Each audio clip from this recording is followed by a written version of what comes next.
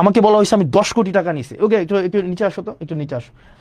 আমি টোটাল দেখলাম, নিচে আসো, দেবিদ্বারে যাও, দেবিদ্বারে টোটাল একটু উপরে যাও। আমি এটা হিসাব করলাম নিজে, মানে আমি একদম ইয়া করে সারাদিনে খেয়াল করলাম টোটাল যখন আমি নির্বাচিত না, এগুলা সব উপজেলায় দেওয়া হয়েছে। এর মাঝখানে 2024-25 সালে এডিপি সাধারণ, এডিপি বিশেষ এবং রাজস্ব নিজস্ব সহ সব মিলায়া 8,42,00,000 টাকার প্রজেক্ট দেবিদ্বারে দেওয়া হয়েছে। 8,42,00,000, 1 টাকা কমও না, 1 টাকা বেশিও না।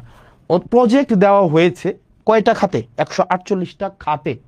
148টা খাতে প্রজেক্ট দেওয়া হয়েছে।